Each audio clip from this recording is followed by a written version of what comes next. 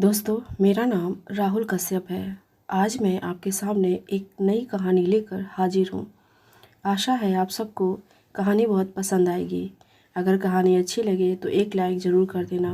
Channel पर पहली बार आए हो तो चैनल को सब्सक्राइब कर लेना। और हाँ, गंदे कमेंट मत करना प्लीज़। ये कहानी केवल आपके मनोरंजन के लिए है। तो चलिए कहानी को आगे बढ़ाते हैं। मैं पेशे से एक डॉक्टर हूँ। मैं एक 27 साल का युवक हूँ। यह कहानी मेरे दोस्त की वाइफ की है। हम तीनों साथ में ही काम करते हैं।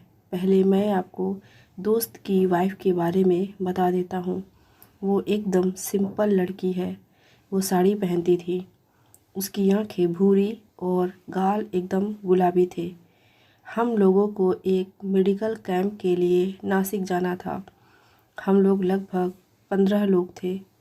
कुसुम भाभी और मेरा दोस्त रजत भी साथ में थे। रजत, मैं और भाभी हमेशा साथ में घूमते थे, ड्रिंक करते थे। मैं उनके घर पर बहुत बार रहा हूँ। जब हम लोग नासिक आए तो वहाँ पर हमें जंगल में रहना था। मतलब टेंट लगा दिए थे, पर दोनों तरफ से कोई भी झांक सकता था। जहाँ हम गए थे वहाँ पर ज़्यादातर ग्रामीण लोग ही रहते थे। 2 दिन के बाद रजत के पैर में मोच आने के कारण रजत वापस आ गया।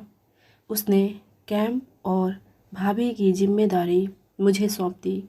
रजत के जाने के बाद कुसुम भाभी ने मुझे बुलाया और कहा कि आज रात को ही अपना कल का प्लान डिस्कस कर लेते हैं। हमारा काम होने के बाद मैं फ्रेश होकर उनके टेंट में गया। भाभी अंदर कपड़े चेंज कर रही थी।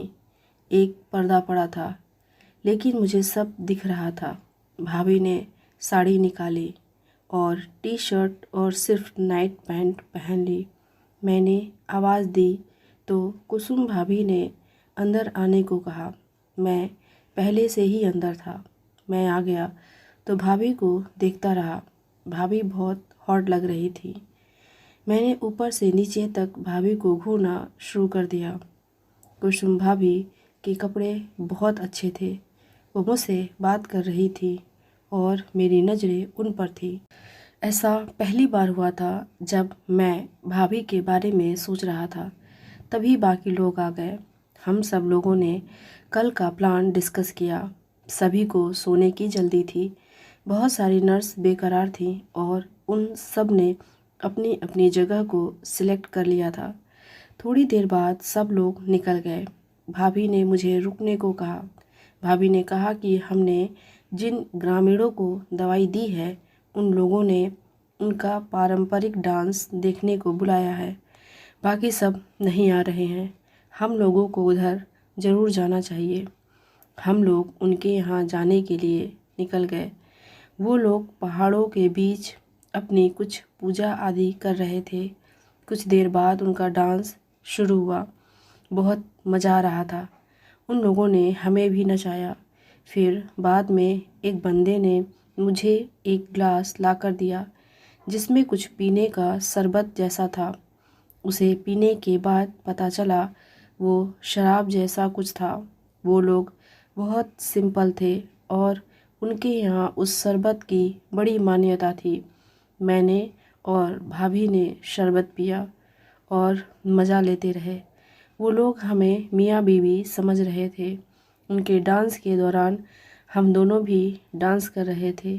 भाभी मेरे आगे नाच रही थी, पर हम लोग नशे में थे। काफ़ी देर की मस्ती के बाद उनको बोलकर हम दोनों वहाँ से अपने टेंट आने के लिए निकल आए। हम रास्ता भटक गए और कुछ समझ में नहीं आ रहा था।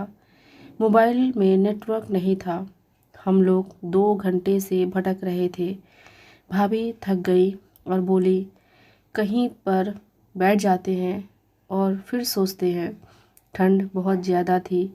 हम दोनों ने नॉर्मल कपड़े पहने हुए थे। उतने में भाभी को सामने एक खाली खंडहर दिखा। हम दोनों डरते डरते वहाँ पर गए। अंदर खाली कमरे थे। हमने सोचा कि यहीं पर कुछ देर रुकते हैं। मैं दूसरे रूम में गया, तभी भाभी के चिल्लाने की आवाज़ आई। मैंने देखा तो भाभी वहाँ पर टंकी जैसा कुछ था, उसमें गिर गई थी। मैं पानी के अंदर गया और उनको निकाला। हम दोनों भीग गए थे। एक तो पहले से ही बहुत ठंड लग रही थी और अब पानी से भीगने से और ज़्यादा सर्दी लगने लगी थी। फिर मुझे वहाँ पर कुछ सूखी घास दिखी। हम दोनों ठंड के मारे कांप रहे थे। तभी भाभी ने जो कहा वो सुनकर मैं हैरान हो गया। भाभी ने कहा, हम दोनों को गीले कपड़े उतार कर बैठना पड़ेगा, नहीं तो हम ऐसे ही मर जाएंगे। मैंने उनकी तरफ देखा तो भाभी ने कहा, हम डॉक्टर हैं यार, थोड़ा दिमाग से सोचो। फिर अंधेरे में हम दोनों ने अपने अपने गीले कपड़े उतार दिए और एक दूसरे की तरफ पीठ करके बैठ गए। लेकिन कब तक ऐसे ही रहते? ठंड तो अभी भी थी। हम दोनों लोग घास बिछाकर उसी पर सो गए। थोड़ी सी घास मैंने हम दोनों के ऊपर से डाल ली। भाभी का स्पर्श बराबर मिल रहा था। हमारा शरीर एक दूसरे से टच हो रहा था। भाभी थोड़ा पीछे हो गई। मेरे शरीर की गर्मी की वजह से उनकी सर्दी कम हो गई। भाभी ने मुझसे कहा, कोई दूसरा ऑप्शन नहीं है, ऐसे ही सोना पड़ेगा। अब मुझसे कंट्रोल नहीं हुआ। भाभी बोली, कुछ तो करो यार, बड़ी सर्दी लग रही है। 2 मिनट के बाद भाभी बोलने लगी, यार ये सही नहीं है। मैंने भाभी को समझाया, हमें ये करना ही होगा भाभी, वरना हम दोनों इस जाड़े से मर जाएंगे। भाभी ने मुझसे प्रॉमिस लिया कि ये किसी को पता नहीं चलना चाहिए। मैंने भाभी को प्रॉमिस किया। मुझे बहुत ज़्यादा मज़ा आ रहा था। कुछ देर बाद भाभी ने मुझसे कहा, रजत ने कभी ऐसा नहीं किया है। मेरी हालत ख़राब हो रही थी। मैं भी काफ़ी जोश में आ गया था। मैं भाभी का सर दबा रहा था क्योंकि ठंड के कारण भाभी का सर बहुत दर्द कर रहा था। भाभी ज़ोर से चिल्लाई, ओह मर गई, मुझे दर्द हो रहा है। मैंने भाभी की बात को अनसुना करते हुए सर दबाता रहा। भाभी बोल रही थी, धीरे धीरे करो। कुछ देर बाद भाभी का दर्द भी कम हो गया। अब मैं रुकने वाला नहीं था। मैंने भाभी से कहा, मुझसे कंट्रोल नहीं हो रहा है। हमें अब ठंडी नहीं लग रही थी। पूरा जिस्म पसीना पसीना हो गया था। भाभी ने मुझे थैंक यू कहा। भाभी ने कहा, ये बात कि हम जंगल में रास्ता भटक गए थे कभी किसी को पता नहीं चलनी चाहिए। मैंने उन्हें हग किया और प्रॉमिस किया कि कभी किसी को पता नहीं चलेगा और ये दोबारा भी नहीं होगा।